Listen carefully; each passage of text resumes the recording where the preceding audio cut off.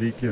Šiame vaizdo įraše sužinosime, kaip naudoti TensorFlow, neuroninius tinklus ir sprendimų miško modelius verslo duomenims analizuoti.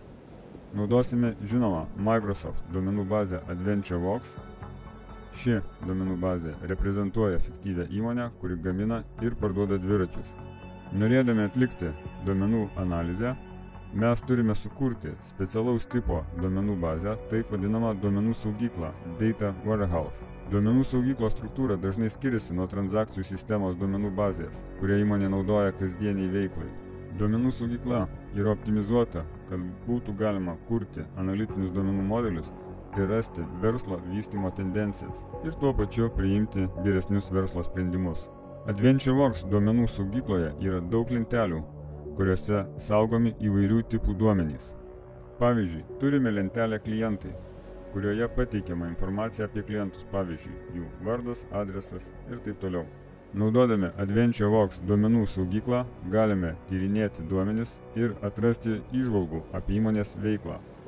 Pavyzdžiui, galima sukurti modelius, kurie parodo, kaip elgiasi klientai, numatyti, kokia bus produktų paklausa, arba pagerinti įmonės tiekimo grandinės efektyvumą. Microsoft taip pat pateikė pavyzdį, kaip transakcijų sistemos schemą transformuoti į duomenų saugyklos schemą. Šiame pavyzdyje verslo įvykiai surenkami į faktų lenteles.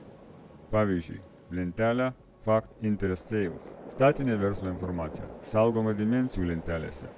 Pavyzdžiui, lentelė DIM Products. Pažiūrėkime, kaip ši duomenų saugykla realizuota Microsoft SQL server aplinkoje. Matome, kad visos lentelės suskirstytos į faktų ir dimensijų lenteles, realizuojant taip vadinamą žvaigždės duomenų saugyklos architektūrą. Tam, kad verslo analitikui nereikėtų pačiam apjunginėti faktų ir dimensijų lenteles, jos apjungiamos iš anksto sukuriant loginės lenteles, taip vadinamus views, kurios dažnai vadinamos dar duomenų vitrinomis. Tai yra Data Marts. Sakykime, kad marketingo departamentas nori sužinoti, kokie klientai potencialiai gali nupirkti kompanijos pagrindinį produktą, tai yra dviratį. Tuo tikslu IT specialistas gali sukurti loginę lentelę, kurioje yra agreguota visa informacija iš faktų lentelės ir 8 dimensijų lentelių. Būtent lentelę vTargetMail aš paėmiau ir eksportavau į tekstinį formatą ir padėjau GitHub portale. Ši lentelė toliau bus naudojama, pristatant ir palyginant du algoritmus – neuroniniai tinklai ir sprendimų miškas, kurie realizuoti Google kompanijos TensorFlow bibliotekoje.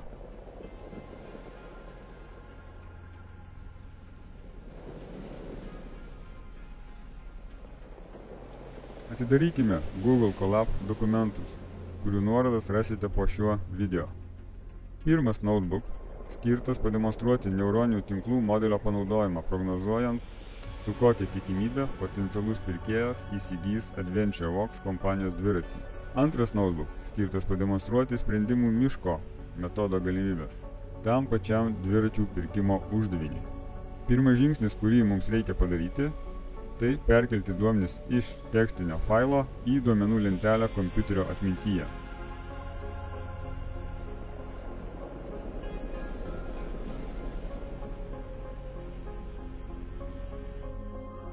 Šiam uždaviniui atlikti turime puikią Pandas biblioteką, kuri įgalina tai padaryti su viena komandinė eilute. Tai yra funkcija readCSV, kuriai paduodame duomenų interneto adresą ir papildomai pasakome, kad skiriamasis simbolis tarp stulpelių yra tab ženklas. Jei dar nesusidūrite su Pandas biblioteka, tai galite galvoti apie ją kaip apie duomenų bazių valdymo sistemą kompiuterio atmintyje. Toliau pažiūrėkime pirmą įrašą iš duomenų lentelės tam, kad įsitikinti, kad viskas gerai. Tokia analizė mums leidžia panaudoti dalykinės srities žinias ir iš anksto išmesti iš lentelės keletą stulpelių, tokių kaip vardas, pavardė ir taip toliau. Mes galėtume juos palikti, tačiau gero analitiko svarbus uždavinys išfiltruoti nereikšmingus duomenis pasirinkam modeliui. Užbaigiame mes pirmą duomenų paruošimo žingsnį, suskaidydami duomenis į mokymo ir testavimo poėdžius. Šiame etape čia atsiranda pirmas skirtumas tarp neuroninių tinklų ir sprendimų miško metodo. Jei sprendimų miško metodas reikalauja suskaidyti duomenis į dvi dalis, tai yra mokymo ir testavimo, tai neuroninių tinklų metodas papildomai reikalauja validacijos duomenų dalies. Gali kilti klausimas, kam naudojami validacijos duomenys. Jie naudojami modelio mokymo etape, tikrinant modelio veikimą, tačiau jie nenaudojami modelio parametrų keitimui. Neuroninio tinklo atveju validacijos duomenys leidžia mums objektyviai nustatyti momentą, kada neuroninis tinklas sustoja mokytis. Duomenų suskaidimui mes naudojame NumPy bibliotekos metodą split, kurio pirmas parametras tai duomenys, antras parametras tai Python sąrašas, kuriuo pasakome, nuo kurios vietos skelbti duomenys. Galutinis rezultatas – data frame lentelės – train, validation ir test. Antras žingsnis yra skirtas transformuoti data frame lenteles į vidinį TensorFlow formatą dataset.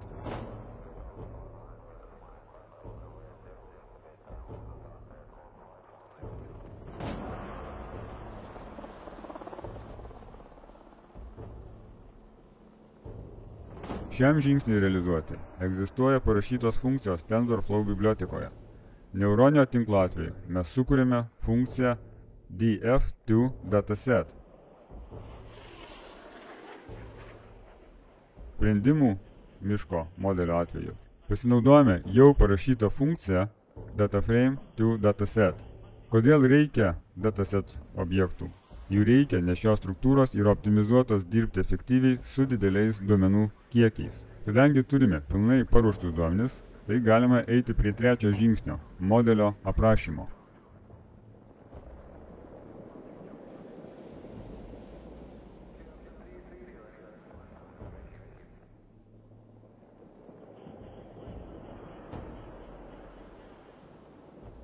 Sprendimų miško modelio aprašymas – tiesiog viena kodo eilutė, kurioje sukūrėme modelį naudodami klasės pavadinimą Random Forest Model. Modeliui galima nurodyti tokius parametrus kaip medžių kiekis miške arba medžio gylis. Verbos parametras parodo, kaip detaliai mes atvaizduojame mokymo procesą. Neuroninių tinklų atveju modelio aprašymas šiek tiek sudėtingesnis, dėl to, kad mums reikia kažkokiu būdu simbolinius duomenis, tokius kaip kliento vedybinis statusas, lytis, išsilavinimas, profesija, paversti skaičiais. Be to rekomenduojama transformuoti ir skaitinius duomenis, juos normalizuojant, nors tai ir nėra būtina operacija. Dabar šią transformaciją paaiškinsiu detaliau. Pradėkime nuo simbolinių duomenų. Kiekvienam simbolinių duomenų stulpeliui mes sukūrėme atskirą modelio mazgą, taip vadinamą keras skaičiavimų sluoksnį. Šiuo tikslu sukūrėme funkciją getCategoryEncodingLayer, kuriai paduodame duomenų lentelės stulpelio vadinimą, visus to stulpelio duomenis ir duomenų tipą, tai yra ar string ar int. Ši funkcija grąžina du nuosekliai sujungtus skaičiavimo elementus. Pirmas pateikia kiekvienai simboliniai reikšmiai indeksą, kurio tipas sveikas skaičius. Antras elementas, keras lėjas categorical encoding, užkoduoja indeksus į one-hot encoding. Visus skaitmeninius stulpelius mes normalizuojame, sukurdami kiekvienam iš jų keras normalizacijos sluoksnį su klase keras layer normalization. Ką reiškia skaičių rinkinio normalizacija? Mes tiesiog iš kiekvieno skaičiaus atimame to rinkinio vidurkį ir padauginame iš tokios konstantos, kad rinkinio standartinis nuokrypis būtų vienetas.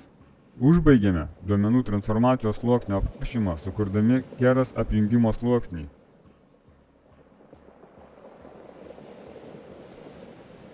Tai sluoksnis, kuris apjungs visus transformuotus duomenis į vieną visumą.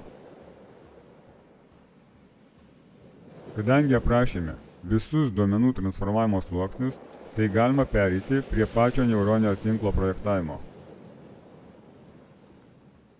Tuo tikslu, pirmą sluoksnį sukursime su 64 neuronais, antrą su 32 neuronais ir paskutinį su 1 neuronu. Taip pat panaudosime keras lėjas dropout sluoksnį, kuris naudojamas norint pagerinti neuroninio tinklo stabilumą. Mokymosi metu sluoksnis dropout atsitiktinai parenka keletą elementų, tai yra neuronų, ir prilygina jų išvedimus nuliui.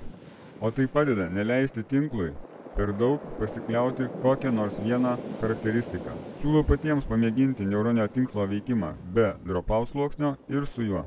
Baigę konstruoti modelį, Jį sukompiliuojame ir tuo pačiu paruošiame mokymosi procesui. Viena pastaba. Kodėl mes pridėjome kiekvienam duomenų stulpeliui duomenų transformacijos sluoksnius į mūsų modelį? Galbūt galima tiesiog parašyti duomenų transformacijos funkcijos, kurios pakeis duomenis pačioje duomenų lentelėje. Atsakymas aišku, kad galima, tačiau mūsų pasirinktas būdas visai tai daryti modelio viduje turi didelį pranašumą.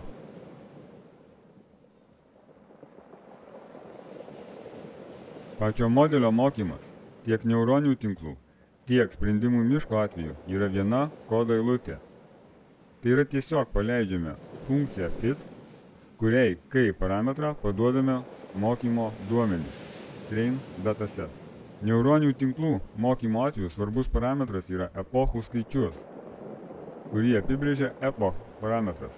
Viena epocha tai vienas ciklas, kurio metu panaudojami visi duomenys vieną kartą, modifikuojant modelio parametrus. Paprastai reikia stebėti validation, duomenų rodomą tikslumą ir nustoti mokyti modelį, kai nustoja gerėti tikslumas. Norėdami tai pamatyti, mes vykdysime neuroninio tinklo mokymus 400 epochų.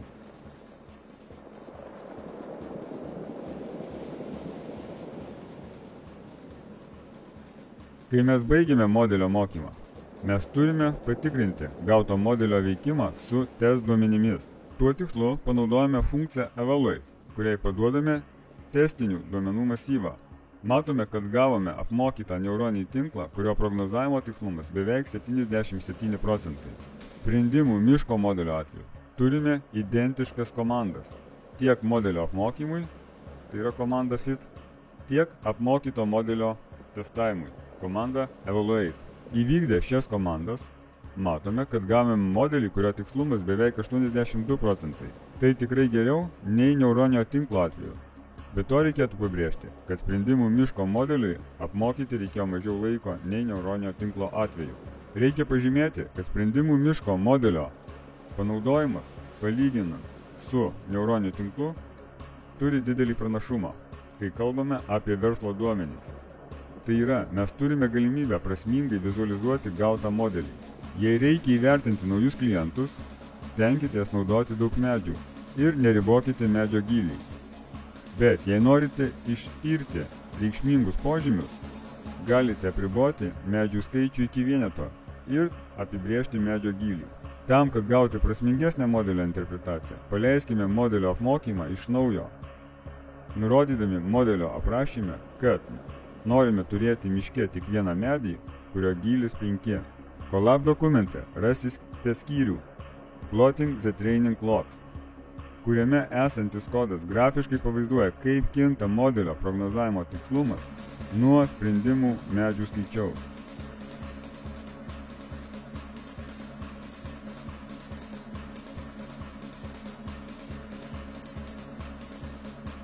Mūsų atveju matome, kad tikslumas praktiškai nustoja didėti, kai pasiekime 70 medžių ribą.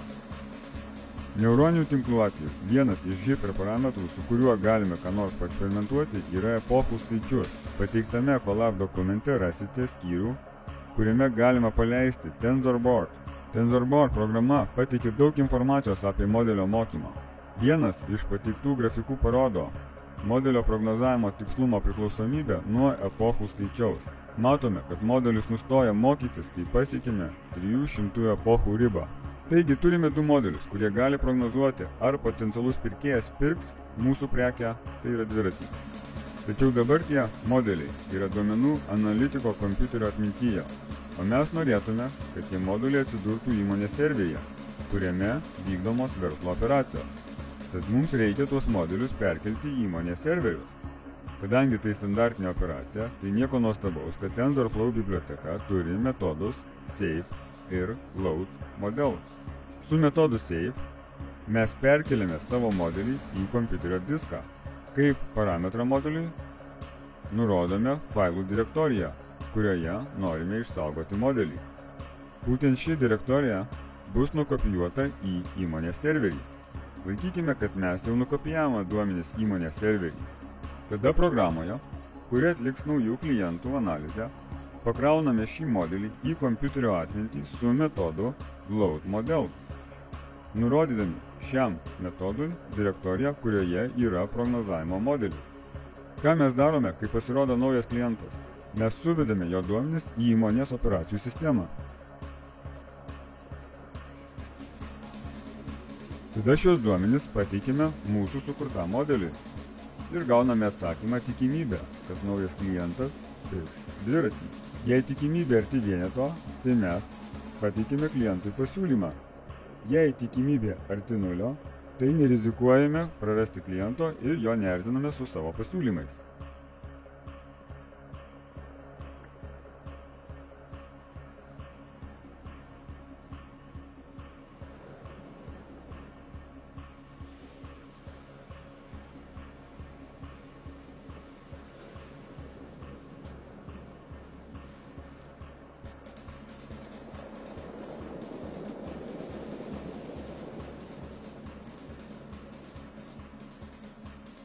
Neuroninio tinklo atveju ir taip pat sprendimų miško modelio atveju mes matome, kad gauname panašius sprendimus, tačiau tikimybė skiriasi.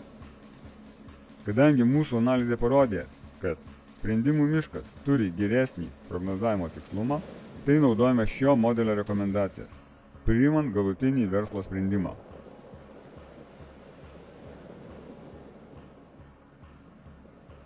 Išvados. Šiame pristatyme aptarėme TensorFlow neuroninių tinklų ir sprendimų miško modelių panaudojimą verslo duomenų analizai. Pamatėme, kad naudojant abu modelius galima prognozuoti, ar potencialus pirkėjas pirks dviratį. Nustatėme, kad sprendimų miško modelis turi didesnį prognozavimo tikslumą. Atlikta analizė parodė, kad TensorFlow Decision Forest siūlo efektyvius modelius verslo duomenų analizai. Juos taip pat gana lengva interpretuoti. O tai gali būti naudinga įmonėms, kurioms reikia suprasti, kaip modelis daro savo prognozes. Tačiau tai nereiškia, kad neuroniniai tinklai neturi savo pranašumų. Decision Forest nepalaiko skaičiavimų, kuriuose naudojamos grafinės kortos. Tai reiškia, kad kai turime didelius duomenų kiekius, modelio apmokymas gali būti lėtesnis, naudojant sprendimų mišką. Be to, sprendimų miškams reikalingas duomenų rinkinys, kuris tilptų į kompiuterio atmintį. Tai gali būti apribojimas įmonėms, turinčiams didelius duomenų kiekius. Apskritai, sprendimų miškas yra geras pasirinkimas įmonėms, kuriams reikia sukurti tikslius modelius su struktūriniais duomenimis. Tačiau įmonėms turinčiams didelius duomenų kiekius, neuroniniai tinklai gali būti geresnis pasirinkimas.